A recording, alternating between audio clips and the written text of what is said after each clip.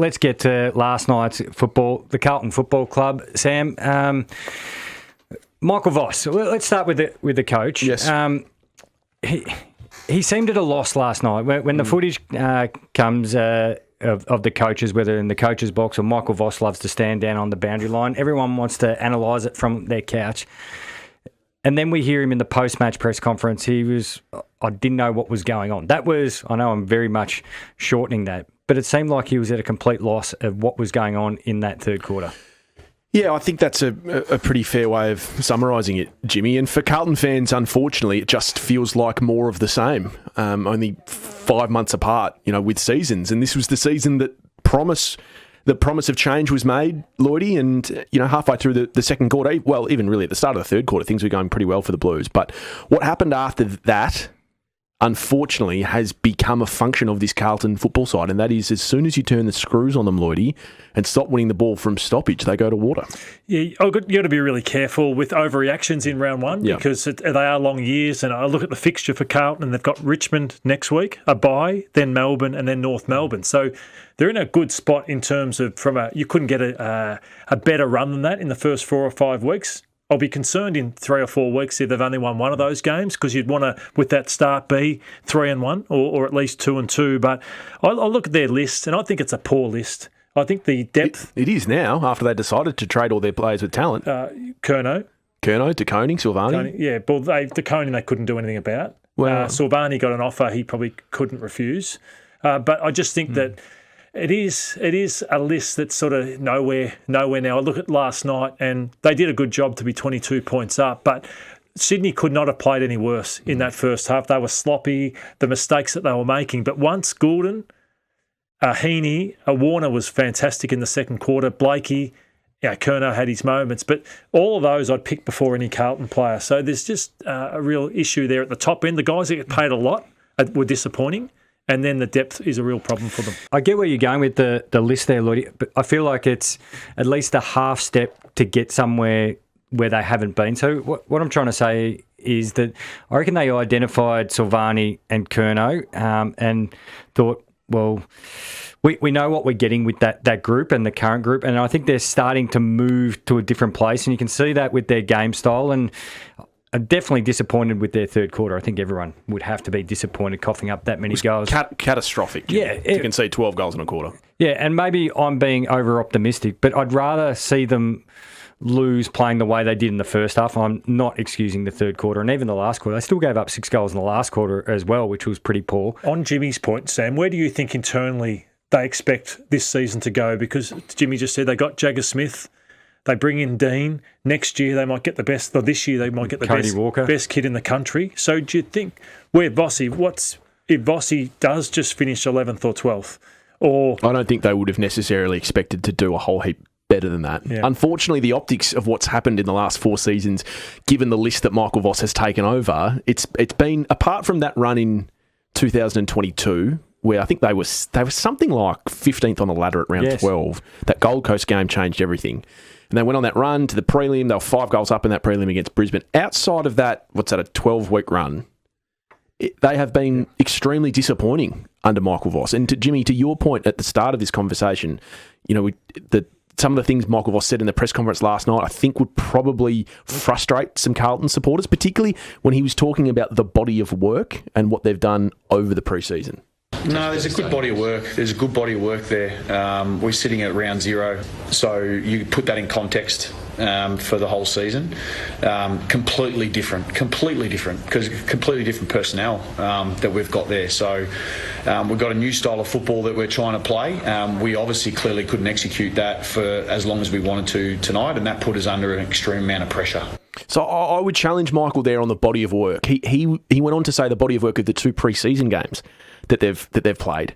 I mean, you guys have played at the highest level for longer than most ever have. You tell me, did we take anything from pre-season games? Because we know that the pressure really isn't the same, Lloyd, is it not?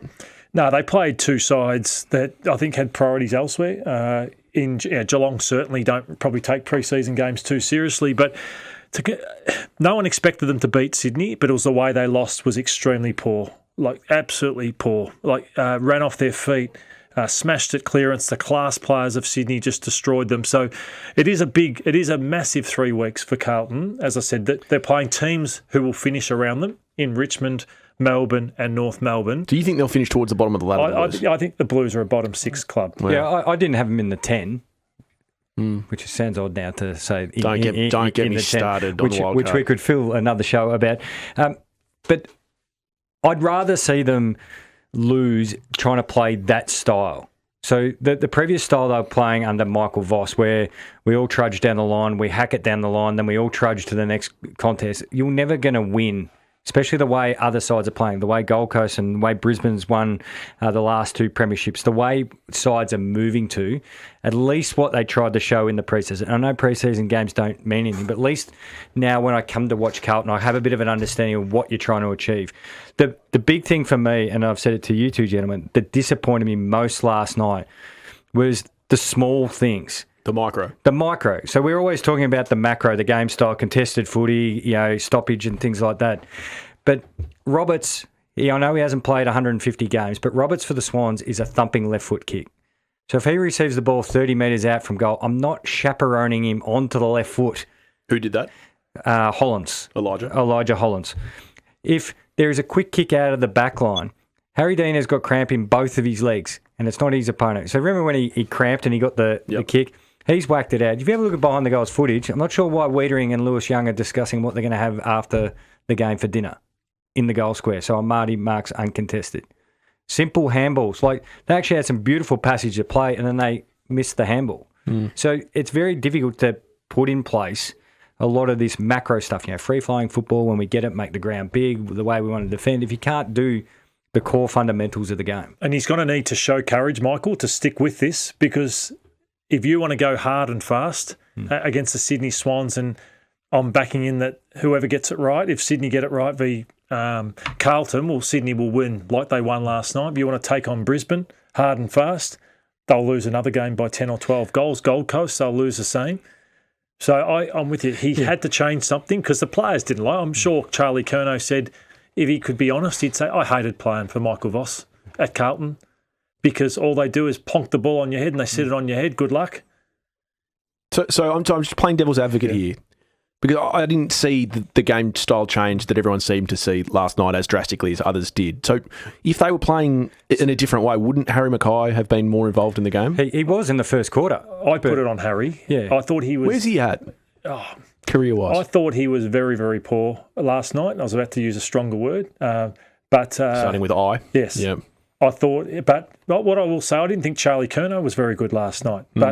But because he's in a team that it didn't matter, he kicks his 3, everyone says, it was a good start for Charlie, but I didn't think Charlie was great.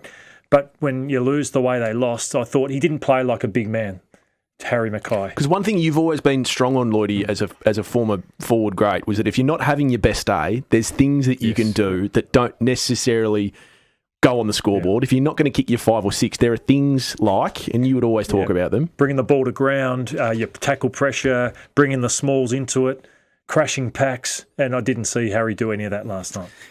The other thing that they've got to do to support it, if they're going to move to a new game style and almost but understand that they're going to get beaten by the likes of Sydney and the Brisbane Lions. I think we know they're not in that weight class. Then actually selection has to back that up. So I didn't see the sense of even their back 6 grouping with that selection, how that sets them up for the future. Because you're putting in a game style now, not for now, but you're calling it in 35, 40 games time, when you still add Cody Walker and other guys get more established like Florent and Haywood, Chesser, Ainsworth. So I didn't understand why you're playing Lewis Young, Wiedering, Harry Dean's got to play, and then you get McGovern. McGovern was awful early. And Lewis Young is a liability, but if you picked him to give cover for Wiedering, doesn't that say then Wiedering wasn't fit enough to play? And they have to go past, Sam, and this is where you get to. Exactly. They have to go past McGovern and Lewis Young. Like the days, go past Fantasia, in the front half he's gone, but you go past those players. You've got to go past Young, you've got to go past McGovern, and that's when you know Carlton are going somewhere, when players like that are not selected. Yeah, I think you two are being very, very kind to Carlton. I really do. I mean, there's been examples in the recent past where Craig McRae came into Collingwood. Collingwood were broken. Craig McRae didn't have a great list. Was a prelim in his first year, then a grand final. Sam Mitchell came into Hawthorn when they were completely broken. Didn't take him long to turn things around. Michael Voss he's in his 5th year now. They had a lot of very, very good players. And I thought the way that they lost last night was barbaric, to be honest. It looked like men playing against boys. So it's not the best start, Jimmy. And I know that Lloydie said they've got some winnable games. They lose to Richmond next Thursday night. The Wolves will be at the door.